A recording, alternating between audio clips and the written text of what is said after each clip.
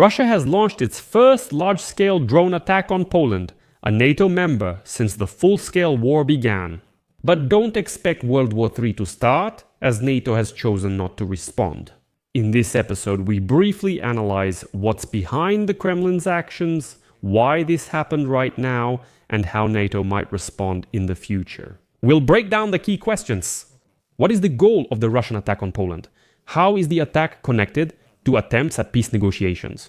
What response options does NATO have at its disposal? If they do decide to respond somehow, there won't be any facts here. Here, we will specifically analyze what happened and try to approach this topic analytically. My name is Alexei Pechi. Today is September 10th, and before we begin, I ask you to subscribe to this channel, give it a like, and don't forget to leave any comment under this video. Subscribe to my Telegram channel, Pechi News. The link is in this video's description. There we publish breaking news as it comes in. So, let's start with what's behind the Kremlin's actions when Vladimir Putin decided to attack Poland today. Although the Russian attack on Poland was limited in scale by military standards, 4 drones were officially shot down by Polish and NATO air defenses, while others damaged the house and a parked car nearby. The consequences of it in the information sphere are much greater. It is likely that this is exactly what the Kremlin was counting on, the informational component. Russia deliberately, thoughtfully, and with specific intentions attacked Poland. This is undoubtedly a fully conscious strategy to test the system of possible Western responses and, in fact, to prove that it does not exist. There is no system. Moreover, to show NATO's toothlessness to the whole world and, importantly, to those countries that are actively helping Ukraine. This was done to shock Ukraine's European partners, to scare them and to take them out of the support algorithms for our country.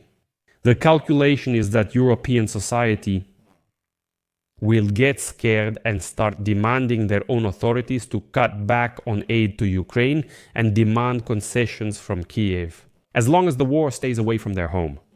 At the same time, there are other reasons for such actions on the part of Russia. They relate to a somewhat broader context, namely the negotiations to end the Russian-Ukrainian war. This is about a strategy called escalation for the sake of de-escalation. Putin always uses this. How does it work? In this way, Putin will put pressure on Trump as well, selling empty promises. And supposedly, we're ready to move toward de-escalation in Europe. Not to attack Poland, the Baltic countries, or Finland under any circumstances. In exchange for certain concessions on the Ukrainian issue. This theory has been voiced many times by various experts throughout the entire war. And Putin is even ready to go for a partial invasion of any NATO country, then suddenly stop and offer to withdraw Russian troops from that country. But in exchange for giving up Ukraine, like what's more important to you, NATO's security or Ukraine? And NATO's reaction now has shown that, unfortunately, the alliance might even be ready to take such a step. There's another aspect to this story. It's Russia's attempts to avoid sanctions from the United States. Donald Trump still hasn't dared to impose them, but that prospect was looking more and more real. Well, because even for Trump, it's already hard to dodge this topic. These days, the European Union's envoy on sanctions, David O'Sullivan, is in Washington, together with a group of experts. And right now, negotiations on sanctions against Russia are ongoing in Washington. Previous options that worked to buy time were the meeting with Trump in Alaska and endless phone conversations. They probably won't work a third time since Europe is setting new conditions, and Putin knows it. And now Putin will try to intimidate the West again, in order to reach some options for dialogue that are acceptable to him, that is, so that the conversation continues. And today, the Russian Ministry of Defense is already proposing to the Polish Ministry of Defense to hold negotiations in order to resolve this situation. Well, as a bonus, Russia is already trying to further stir up anti-Ukrainian sentiment in Poland.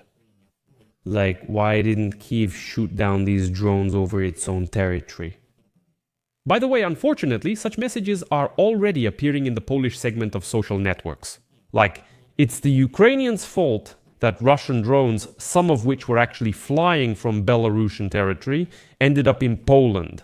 Like, well, listen, they could have shot them down over Ukrainian territory, but for some reason they didn't. Something doesn't add up here. And unfortunately, some Poles fall for this kind of propaganda. What is NATO's reaction? Well, obviously, this is an attack by Russia.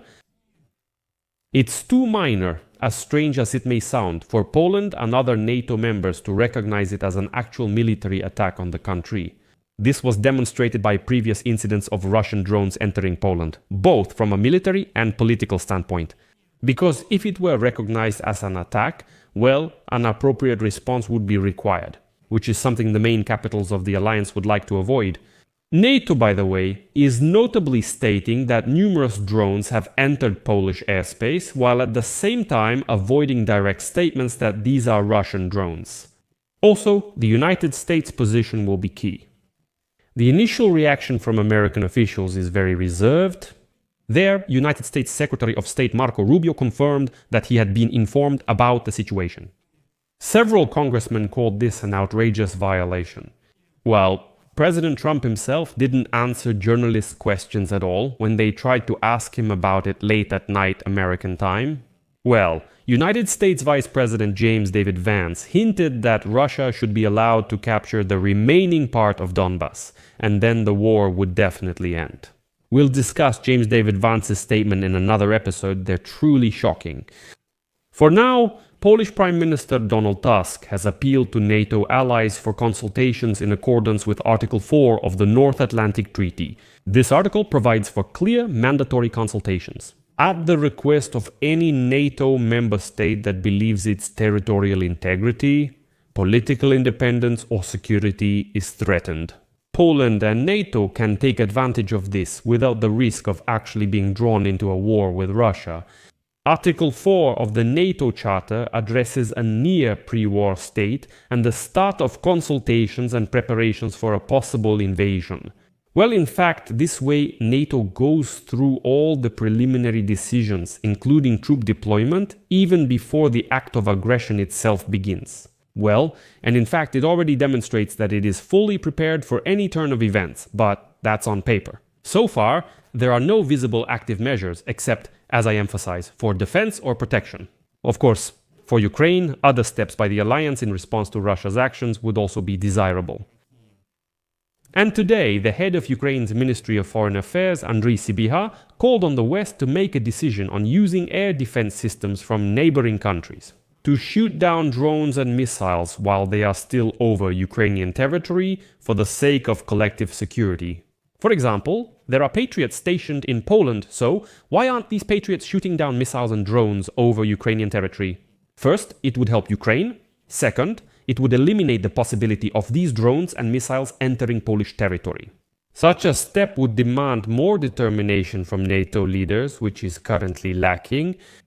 Meanwhile, bases are being built near Minsk where Russian Oreshnik missiles could be stationed. Journalists from the Schemes project, together with their Belarusian and Estonian colleagues, analyzed satellite images and created a map of Belarusian military facilities. This map includes both new bases and modernized old training grounds that are planned to be used during the joint Russian-Belarusian military exercises called Zapad 2025. Experts suggest that Russian Oreshnik ballistic missiles aimed directly at Poland could be stationed at one of these bases. I'll just leave a meaningful pause here.